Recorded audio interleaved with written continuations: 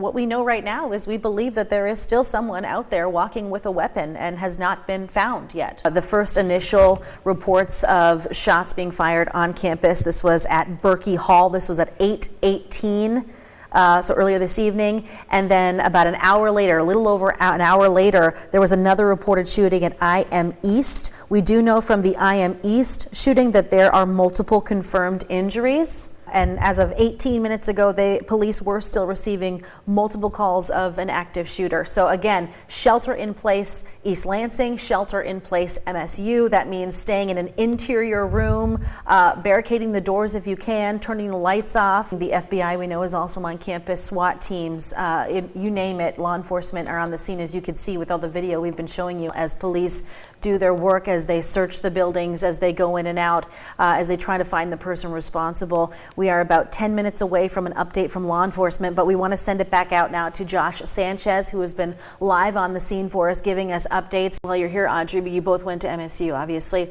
It's a Monday night. 8:18 p.m. There are still people on campus walking around, right? I mean, paint that picture. Thank you. Sorry to interrupt. I just got new information. Victims are currently being transported to Sparrow Hospital. We know Brody Hall, Snyder Phillips Hall, Mason Hall, Abbott Hall, Landon Hall, and the MSU Union and Berkey Hall have all been cleared, secured. Okay, so we just got the information minutes ago. I don't know where one of my friends are. She's locked in a room in the cafeteria right now. I mean, you can hear it in their voices. They're terrified. They're being told to lay in a parking lot, find a field and lay down. They searched the building. It's all good. And you can see in the reflection of the window there where he was speaking, all the flashing lights. I mean, the amount of law enforcement on campus right now is unbelievable. And they have blocked off campus. You cannot get there. So what you don't see, we filled 3 of these big containers already that have already been shipped off to the Greater Lansing Food Bank. We filled a 4th that's in the truck, and we're working on our 5th right now. So a lot of food donations have come through today. Thank you so much to everyone who has done that. It wasn't just a tree limb that fell last night in the destructive storm. It was an entire tree, and a very large one at that. You can see the scale of it by me standing right here. An 8-year-old boy was hit by a car today while crossing the street to board a school bus in Lansing. First responders say the boy was not seriously hurt, but he was taken to a hospital to be checked out. This happened around 7 o'clock this morning in the East Side neighborhood near the intersection of South Holmes and Hickory Streets. In Kentucky, the newest member of a town's police force was just adopted, and that's because he was living at a county animal shelter before starting his new job. Bolo, a pit bull mix, first visited the department for its Paw Troll program. A deer in Georgia has been spotted going up to the sheriff's deputy's front door, seemingly ringing the doorbell and then ditching. Nova is actually a police dog in Vermont, and her owner says this is one of her favorite winter activities. In this update, the parents of the Oxford school shooter have been granted separate trials. James and Jennifer Crumbly were going to be tried together after prosecutors say they did not do enough to prevent the 2021 shooting at Oxford High School. They are each charged with involuntary manslaughter for their son's killing of 4 students. 7 others were injured that day. You can just feel the electricity in the air here for Silver Bells in the City 2023. Take a look around. We already have quite a few people here downtown getting the best seats that they can. Minnesota native Adam Johnson was playing for the Nottingham Panthers on October 28th when he died after another player's skate cut his neck. Police say a school bus driver fell asleep at the wheel and drove into a house this morning. There were no children on the bus at the time, and nobody inside the house was hurt. During an emergency, you should have 2 priorities: getting yourself to safety and then calling 911. But what happens if you can't make that call safely? Dispatchers in Ingham County say you can always text. And as our Nick Simon reports tonight, they want to make sure you know how to do just that. Nick? That's when we're going to have the fireworks show over the Capitol Dome, which is one of my, who am I kidding? It's all my favorite. I was going to say it's one of my favorite parts. It's all my favorite. I love Silver Bells in the City. I'm here at the Great Giant Supermarket in Lansing, and we're here to shop for non-perishable food to donate to the Greater Lansing Food Bank, which always appreciates food donations from the Mid-Michigan community. I have $10 here. Let's see what I can get. Follow me. My husband and I have 3 small kids at home, so I'm gonna keep them in mind in my shopping experience. We're gonna go straight for the mac and cheese. It's one of their favorites. If you were awake last night during the height of the storm, it was impossible for you to miss the lightning show taking place. Close to 4,000 lightning strikes every 15 minutes. And even better, ask them questions after that movie is over, they say, like, how do you think the character feels when? What would you do in that situation? As David said, the worst of the weather has passed for mid-Michigan. For some, that means cleanup has just begun. For others, they will need to wait for the sun to come up or the power to come back to assess the damage. How cute is he?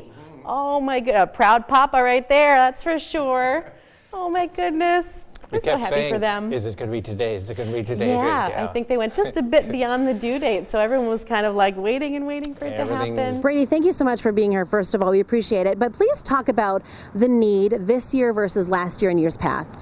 They had the swatting calls, which is faking an emergency and drawing a police response. We're about 3 minutes away from this update from law enforcement, but we do want to say that all campus activities are canceled for 48 hours, including athletics, classes, and all campus-related activities. Do not come to campus tomorrow, and you also have an update here. All are welcome to be here. All right, so we just heard from MSU Police Interim Deputy Chief Chris Rosman giving us an update on the situation on MSU's campus.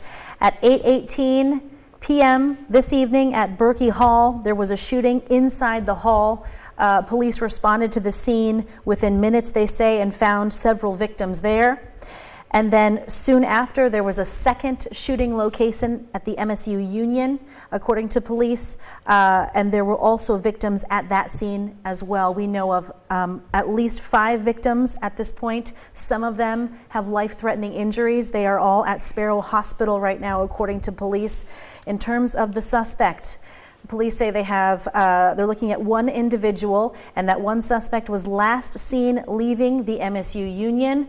No arrests at this point. Police are still looking for this individual. We do expect any minute now to get a picture of the suspect. Yeah, and police did say during that news conference a little after 11 o'clock that there have been a lot of false reports circulating. So make sure that you're staying with a trusted news source. Stay with 6 News. We are going to be updating you as we get this new information. This is the suspect, a black man described as shorter in stature, wearing, as you can see, bright red shoes, a jean jacket, a baseball cap that is navy with a lighter brim. And this was quite a while ago, so that's why police are all over campus at this point, because they do not know where this individual is right now. But this is a picture. We just got this into the newsroom and are just putting it over the air for you inside Berkey Hall right here, 8:18 p.m.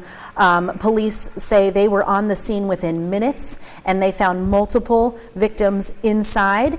And then not long after, that suspect then went to the MSU Union. There were reports of another shooting there, also victims at this scene as well. The collective grief, heartbreak. Everybody, we just heard MSU police have confirmed that 3 people are dead. 3 people are dead from this shooting on MSU that happened earlier this evening. That is just in. Again, this is the suspect that police are looking for right now, who they believe shot and killed 3 people and injured at least 5 others who are in a hospital right now. And some of those 5 that were injured have life-threatening injuries tonight. To start the biggest update, the suspect was found outside of campus and died from a self-inflicted gunshot wound.